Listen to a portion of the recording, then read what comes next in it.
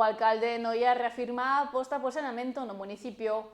O actual goberno local inverteu no seu primeiro ano €500.000 nesta materia.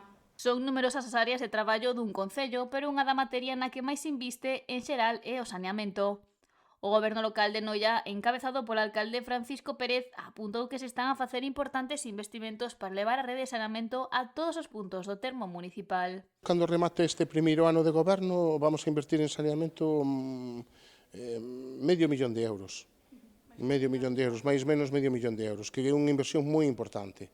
Nós, cando chegamos aquí, a planta non funcionaba, está a piques de rematar a obra, pero dos pozos de bombeo que tiñamos, dos 15, non sei agora exactamente o número, 16 pozos de bombeo, prácticamente todos tiñan algún tipo de deficiencia.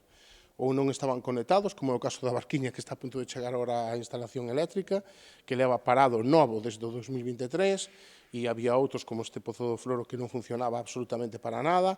O pozo de Molle de Marqués, e fixemos unha primeira revisión cando entramos de urxencia, que nos permiteu que aguantara un par de meses máis. O goberno local dedicou un financiamento sólido para permitir que o pozo estea funcionando de forma correcta durante un tempo.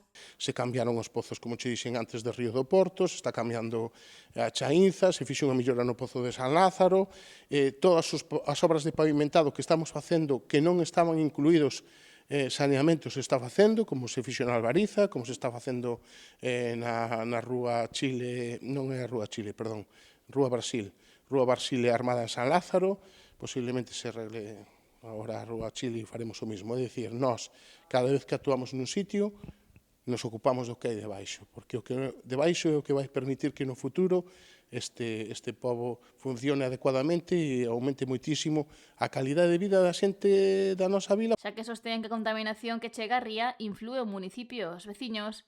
Sen embargo, lamenta que a depuradora non está a facer o seu labor porque leva parada máis de 2 anos. Parou porque hubo unha inspección de traballo que a precintou, literalmente.